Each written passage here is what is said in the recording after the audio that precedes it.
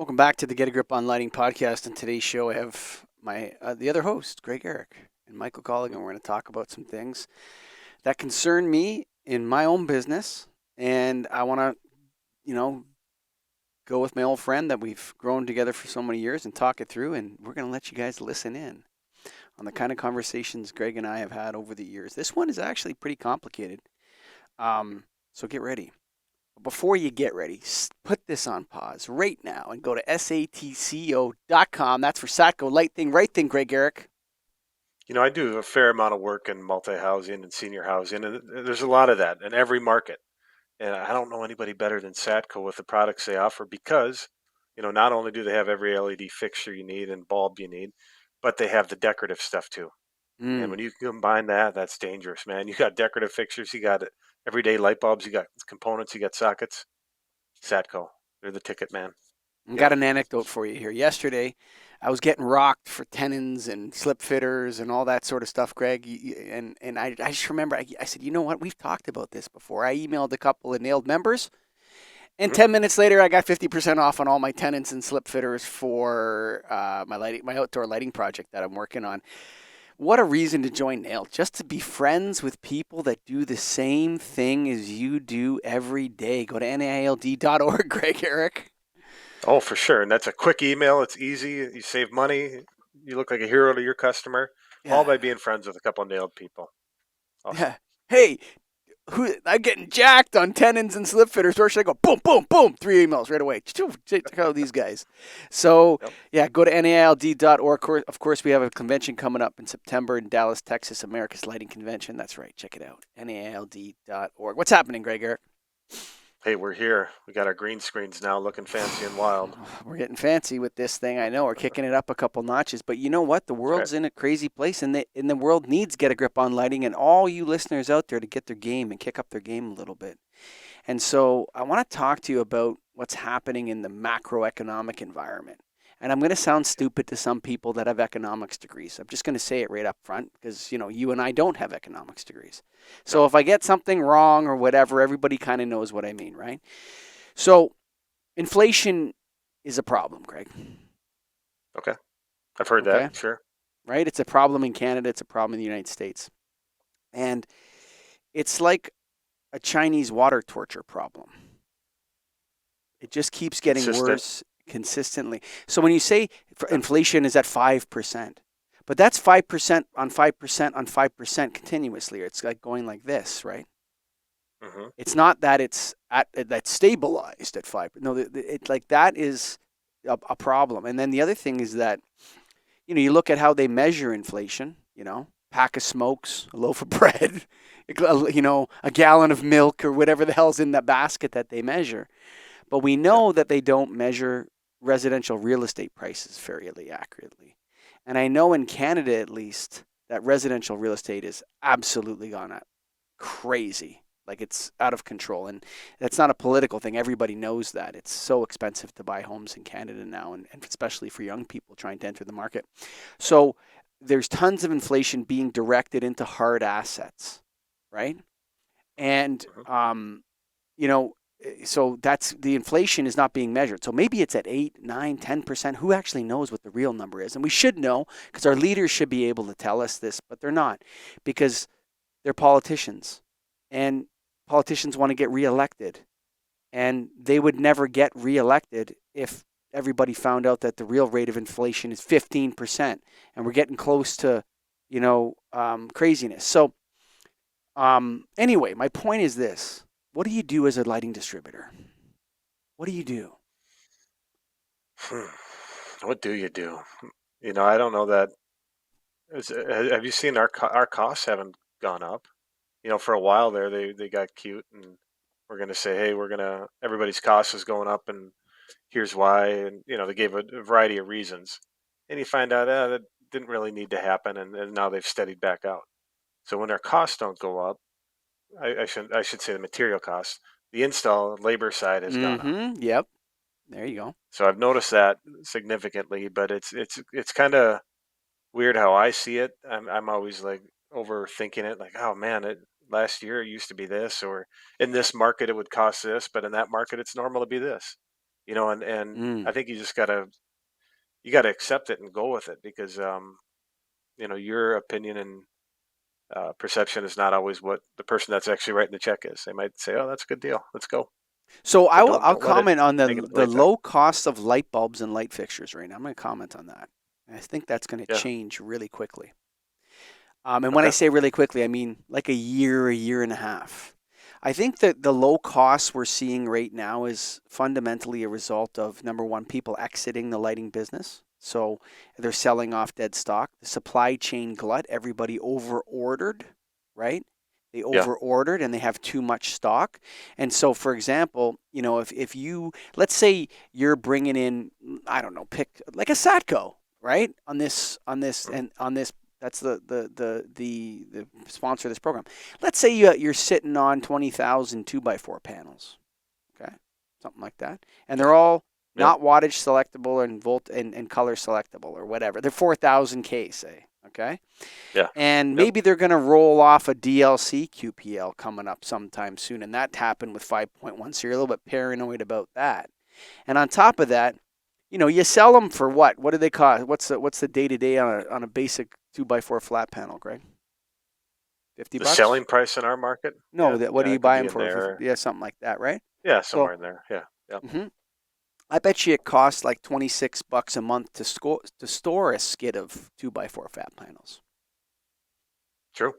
You understand what I Yeah, mean? if you Like factor it's in not the like labor and the a size, case of MR16s. You know what I'm saying? Like these right? are big items and they take up a lot of room in warehousing. And so, at what Hmm. point does the warehousing of this bulk order you placed because of COVID supply chain problems start to cost you money instead of make you money? I think we've hit that point right now. I think we've hit that point where people are like, I gotta get these wall packs out of here. I got these 1x4s. Holy crap! Look at my warehousing costs. Let's blow them out, move them out, get them out of here, get them out of here. Get that color selectable, wattage selectable stuff in here, so I can reduce my inventory by 70% on these big bulky things that I have to that or have replaced fluorescent tubes, basically, right? Yeah. Yep. So what you're seeing is hot potato inventory, people blowing stuff out, trying to get. I think that's going to change once the wattage selectable and the color selectable stuff really settle in as that's everything now. Everything is color selectable and wattage selectable. There's no that's gone, right? So people can reduce their Yeah. warehousing, right? And so you're I going to see I the think prices come back up. yeah, and I think that's fair. I mean, if you look at right now, the cost of a color select and wattage select is significantly more than a dedicated. Hmm. So what am I selling right now? Only dedicated for the most part, The unless I smart know lighting, I'm in a situation. yeah, totally, Yeah, dude. if I know that Yep, they might yep, need to change the color or yep. they're on the fence about it, then I'll be like, I guess we'll do this. But for the most part, I'm selling dedicated because of the pricing, and you're right. So then that will, I think the thing to do, and what I do is price it as though I was buying color and power select, and then work out the deal on the back end, You're getting the such better a dedicated one. sneaky guy, aren't you? You Well, sneaky you guy. gotta do that right, Well, right look, now. So you I gotta do that now. I was talking to a guy the other day, and he almost fell off his chair during the conversation. I said, "Yeah, a lighting distributor can do $4 or $5 million in sales. He'll make a million, $1.5 million." Like what? Mhm. I'm like, Oh yeah.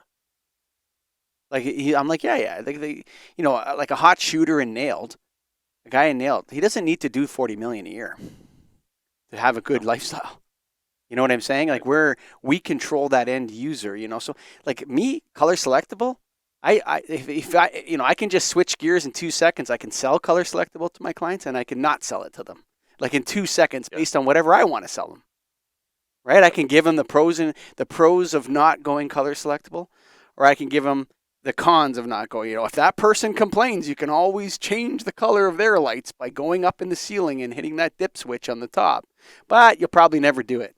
I can Yeah. manipulate that sale. I just did it the other day, I kind actually. of I kind of wonder if any manufacturer is gonna go the opposite and say, you know what, we're gonna stick to dedicated and keep our pricing down. Will they win? Maybe. I mean, that's a strategy. I think a lot of people have just I don't given think in. the pricing is related to that. I think the color selectable or Okay. wattage selectable is a very minor increase in price. On the panel, I think they just want to get rid of their inventory right now, which is why the pricing is so low. because they're paying so much Sure. in warehousing costs to store this stuff. Because listen, in Yeah. the old days, how many 4-foot fluorescent tubes fit on a skid? Come on, man. You know what I mean?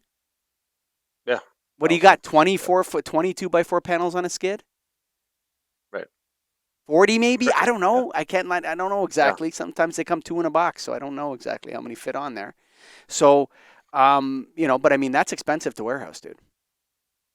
It is. It's something that we don't. Well, as distributors, we have warehouses, and it's something you got to think about to I some degree. don't But I've I never don't really store factored two that by in. four flat panels, buddy. No No, chance. I don't have any I room maybe for have that three crap. of them, Yeah, 3 or 4. they're on the front counter. They're discounted. They're $20 each. Come grab them right now. I want to get rid of Yeah. that stuff. Get it out of here. Yeah. Takes up space. So, Sometimes you need them for projects, but yeah, just quick ones. I mean, you use them for warranty or whatever. Here, take that one. Yeah. Right? Yeah. So, Yeah. it's not worth filing. Just take the one right there. But what I'm saying is that we're entering a weird stage right now with this inflationary environment. Right now, we're seeing supply chain gluts coming out into the industry. And this is why the economy is more complicated than humans can even understand, Greg Eric, beyond human comprehension. So when somebody says Yeah. they know what's going on with the economy, they're just full of crap. Nobody knows what's going on. Right. Okay? Yeah. So you have this situation right now where there's low prices on some, I'm going to call them legacy LED, non-selectable, non-wattage selectable LED stuff from previous Legacy QPM. LED. Legacy Kind of LED. funny Yeah, when you legacy think of that. LED. Yeah. Right? It's already at that stage. Yeah. That's right. And so, but how, for example, if you are an employee right now and, your cost of living is going to go down, I've got news for you. Okay? Everybody listening to this, your quality of life is going to go down. Most of you will not be able to out earn the increases in costs and inflation over time with a salary. That's not going to be possible. So your standard of living every single year is consistently going to go down if you're an employee. This is what's happening in an inflationary environment. And hey, I could be 100% wrong. Okay? But I would say that most macroeconomics economists that are not politicians would agree with me that inflation makes the middle class and the working middle class and the working poor's, and each one of those things is more and more and more. So the working poor's standard of living is going to go down substantially. And the lower middle class is going to go down a lot, and the upper middle class is going to go down stuff. You're going to see all sorts of programs from the government coming out. They just had one in my town in Stouffville where the local, you guys would call a congressperson or congressman or woman. In Canada, we call them our member of parliament. Just started walking around my town handing 10 grand to people. Yeah. Money? Yeah, cash. Check. How do you get that? Yeah, I wondered. Well, the first thing is you can't be a white man. That was the first part of it. It had to go to women or minorities, which that's a whole separate podcast, which is interesting. But the selection process was a touch murky. Not a touch murky. It was pretty murky as to who got the 10 grand checks in the town, because there's lots of businesses on the main street that are suffering, and only 10 people got the check. Sure. But those businesses are going to go bankrupt, man. Like that's why the government is doing this, because those main street small businesses. So if you own a small business and you compete with Uber Eats, you're in big trouble. If you own a small business and you compete with Amazon, you're in big trouble. If you work at a lighting distribution company and you're an employee, you got to be careful right now, because you'll never be able to out earn the increases that are coming down the pipe towards us, unless the government starts giving away all sorts of free cash to everybody. But that'll just make everything worse, not better. That will not make anything better. When the government starts throwing money around, all that'll happen is a certain select people will get very wealthy and everyone else will become more and more poor. Even if they start throwing 10 grand. Because listen, giving 10 grand to a guy who makes shakes in Stouffville is like throwing money into a pit. How much are you going to charge for a stupid shake? You know what I mean? Right. And then the guy's got to pay 33% to Uber Eats, and half the people order it from Uber Eats. Right? It's big problems. So what I'm wondering is, can small distributors restructure their businesses to offer their employees ownership stakes? Because that's the key here, folks. If you want to survive in an inflationary environment and you don't have $3 or $4 million to invest in, say, real estate investment trusts, or things that are going to thrive in an inflationary environment, the best way is to get a piece of the action in a business. That's the best way to do it, is to get a piece of the action of an active operating business and then help the owner build that business and make it more profitable. Do you think that that's something lighting distributors should consider? Number one, to hang on to the top people. Number two, instead of paying more, you give them a piece of the profit. What do you think about that? Yeah, I mean, I think it's a fair idea, but every situation is going to be different, right? If you don't have if they don't have the right people or the right mindset or whatever it might be, that alone should make you maybe have you reconsider who you have working for you. But Hmm. if you have the right people, yeah, it's an idea that can definitely help it grow and not only the business but that person as well. But do you think it would bet like would you like I'm actually seriously considering this. And the reason why is because there's benefits for me as well, because they have to pay me for the business, right, at the market rate of Mhm, what it's worth. So I don't mind a big mhm. chunk of cash coming towards me. But number two, it changes the dynamic from employee and boss to partnership. And there's certain people that I thrive quite well in partnerships with, well, you being one of them. You know what I'm saying? And sometimes 1 + 1 = 11, not two. One beside one. And so I wonder if it's time for smaller businesses to start acting, family business, liquefy the shares of their company a little bit, allow people to purchase the shares of their company and come in as owners, as a way for everyone to have a reasonable lifestyle for the next 10, 20, 25 years until we get out of this. Do you think it actually can enhance performance just Yes. because you go from employee to owner? You think that enough right there will motivate people to do better? Well, there's a couple things that you have to explain to people, which Mhm. blew me away. It's like, you don't know that, right? Like, a lot of people don't understand how business ownership works, right? So I was explaining business ownership to a couple people here, and then the guy was into it. He got all hot and he wanted to be part of it, and he's like, "Yeah, yeah, I want to do it. Let me talk to my wife." Then I had to talk to his wife. So his wife calls me and it's on speakerphone, and she's saying, "Well, what's his contract going to be?" I'm like, no, no, no. There's no contract. He's not an employee now. Now he's going to be an owner, and so this is about a shareholder agreement, and he's going to have shares in the company, and then every quarter we're going to pay out the dividends to the thing. Well, how much is he going to make? No, no, no, no. He still is an employee of the company, Mhm. so he'll continue to make what he makes now, but he'll also be able to receive dividends. So if the company makes money, then he'll get paid whatever percentage of shares he has on that. If we decide to pay it out, maybe we want to save some of the capital for, how business works, right? You want to build your Yeah. retained earnings up a little bit, and you have your line of credit. And so, once we have this much in retained earnings and we can sort of cash flow the company, then we're going to pay everything out, this kind of thing, right? And the person couldn't understand the difference. She thought being an owner meant that he got paid a bigger salary. You get paid if you make money, Yeah. right? Yeah, like he thought Yeah. that she thought that he was getting a raise. Huh. You understand what I mean? And Yeah. so it's like, no, no, no, no, no. He's still going to get paid the same amount he's paid now. Well, then why would he be an owner? Well, because if the company makes money, he gets a piece of the action. He gets a piece of the money the company makes. But Mhm. he doesn't make more as his job. I said, no, he's still going to do the same job, right? Like, he's still Right. going to do the same job. And so she couldn't Yeah. understand that. She thought being the owner means that you get a big pay raise, right? And so there's all these Yeah. misconceptions out there about business ownership with people.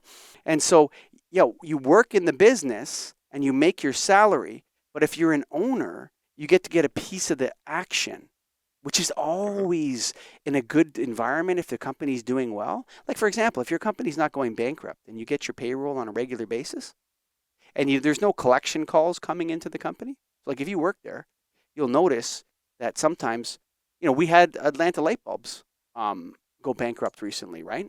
Yeah. Yep. One of the great lighting distribution companies of the last 40 years. You know what I mean? Yeah. That there was a Mhm. time, Greg, when if you searched for a light bulb on the internet, Atlanta Light Bulbs came up number one. Do you remember that? I don't know. That might have been Yeah, for 15 sure. years ago now, but they were. Hmm. There was a time when they were the best.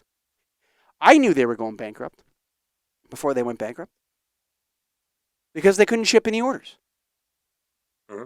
Right? I'd send them a PO and they just wouldn't ship it to me because distributors buy from other distributors. In case anyone doesn't know that, sometimes I buy from Greg, Right. sometimes he buys from me, and so on and so forth. Right? That's right. Because we have different Hmm. arrangements with different people. But I would send them and they wouldn't send me any orders. And I told my guy here, this company's going to go down. It was like 6 months before they went down. Right? Yeah. So if you work at a company and you don't see those signals, you probably work for a company that's earning profits every quarter. And that could be significantly more than you make as an employee. And if you got 10% of that, you might get another $10,000 every quarter, another $5,000 every quarter. And if the company continued to grow, that could be more and more and more. And if you're an owner and you start thinking like an owner, you can make more money. But that doesn't mean you get a big raise, Gregor. You're right. Is this something that we should talk about at the NAILED convention? Should we encourage this as a way to hang on to good people, as a way to attract good people, that there's a pool of shares here that you can purchase, that you can buy into the company? What do you think? I think it's a discussion point to be had. Again, it's hard to speak on behalf of all business owners how they would all feel about it, but I think there's some merit to it, and it's an idea. Especially when you are a smaller company, you have some different challenges that bigger companies don't have. But if you grow it, and I've always believed in pay for you get paid by performance to some degree. Mm. Like if you're in sales, commission is the way to go. As the more you sell, the more you make. It'd be similar in this situation where the better the company does, the more you make. So it's an idea for sure. So I've been a hot shit sales guy my whole life, Hmm. okay? But I always made more money as an owner, Yeah. right? So Yep. even if you're the top sales guy and you're listening to this, um, why not take your commission and buy the company from your boss? Say, I don't want 51%. I just want 10% of it. And guys, you have to. This is very dangerous. You're entering, areas where you could get jacked, you could get ripped off, and all this sort of stuff. It's like now you're a big shooter. When you're a business owner, nobody's there to take care of you. Can't sue your boss anymore. But yeah, I would encourage people right now, Greg, and distributors. As you enter into an inflationary environment, if you have no money, if you're broke, one of the things you can do is stock up on the things that you sell a lot of or that you use a lot of. That's a great way to hedge inflation, actually, is to buy Yeah. now and use later. Whether that's T8 LED tubes or whatever, buy the stock of that guy that wants to move them for $1 each because he can't sick of looking at them in his warehouse. Stock up on things you sell on a Mhm. regular basis, but keep your prices high. Um, that's a great way to hedge inflation. The other thing is to become a business owner. Get a piece of the action. That way your income isn't fixed in an inflationary environment. Even if you're the top sales guy, it's limited. You can only sell so much. So consider business ownership. The other thing is that lighting distributors, why do I know this? Because I'm the manager of NAILED and I have lots of friends that are lighting distributors. Lighting distributors are very profitable businesses. You can make money being a lighting distributor, but it's very difficult to start in 2023. Very, very difficult to start. In fact, almost nobody would start one of these businesses today. But the people that have the legacy businesses, you know what I'm saying, Greg, right? Oh yeah, for sure. Like nobody would want to set up a warehouse and hire staff and try to build the connections. But these existing, that makes the barriers to entry to this, because those barriers are so high now, it makes the existing lighting distributors very valuable. Profitable lighting distributors that have a good group of people, that have a good already have a warehouse, they're already shipping, they already have customers. These businesses become extremely valuable as the barriers to entry go higher and higher. And so maybe you want to think about purchasing a stake from your boss. Ask him to be a business partner. Ask her to be a business partner. Get a piece of the action in an inflationary environment. This is going from the macro to the micro. That's right. Lighting people out there. Think about it. Greg, any final comments on this one, or? No, I don't think so. I didn't know what the topic would be, but that's an interesting way to think about it. And yeah, I mean, everybody's kind of in this for themselves to some degree, right? And you got to do what's Everybody's best in for this for yourself. this. Yes. Listen, go volunteer if you want to give back. Okay? You want to give back? Go volunteer. Join a committee at Nailed. Like, that's a great place to give back, Greg. Come on. Hmm. You Totally. know, if you feel this need to help others, to help the industry, whatever, go volunteer. While you're working, give me the cash, buddy. That's what it's about, right? So, um, you know what? I don't want, and this is maybe we're going to go in a whole other direction here, Greg. And I know I've done a lot of talking on this show, but this kind of spilled out in me. The I don't want to hire anyone that wants anything more than more money and more vacation time. Yeah. Like, I don't want to Yeah. No, that's provide, fair. some sort of ping pong championship for you at my office. You know what I'm saying? Right. Go get your We'll own. play Go ping get some pong after friends. hours. Go get some friends, buddy. I'm here to work. I want to make money. I want to make the most amount of money I can, and then I have my own life after this. I don't want to have this. So yeah, I want those people that much rather have people motivated by cash and benefits and vacation time than someone who's interested in like joining a cult, I'm with folks. you. I know this was, I don't know if these ones are going to work. They're kind of like Business Blast Light TED. So if you've seen our work on TED Mag, our great friend Scott Costa over at NAED and our friends over there, great organization. You see some of this kind of work between Greg and I at tedmag.com and at lighttedmag.com. So check it out there if you like this one. But I got to talk about Satco, man. There's a company, lots of stock, Greg. Has everything, legacy to LED. What do you got to say about Yep. satco.com? Their go-to source. And I'm telling you, from experience of what I've been doing lighting is, they're going to have the color power select, but they're also, to my point earlier, going to have the dedicated stuff that a savvy person can sell and save some money on and make more Mm. profit. That's what we need at the end. Sacco can help you. Light thing, right thing, the gangsters. Go to satco.com. And of course, great place. Lots of business owners in the National Association of Innovative Lighting Distributors. Why not join as an associate member? That's right. If you're an employee and you think you want to be a business owner, maybe go come to one of our conferences as an associate and meet many business owners that nailed. Some of them looking to sell part of their business. Some of them looking to sell all of their business. From time to time. I know there's several. There's myself, yourself. Can I name people? Brian Amundsen, Spencer Miles, Corey Schneider, um, Brian Huff. These are all people that have purchased lighting distribution companies from other people, and they're thriving. It can be you too. Think about it. Become a lighting distributor. Join NAILD, NAILD.org. Show up at the convention. Meet some badasses in lighting. That's right. NAILD.org. We love you guys and gals.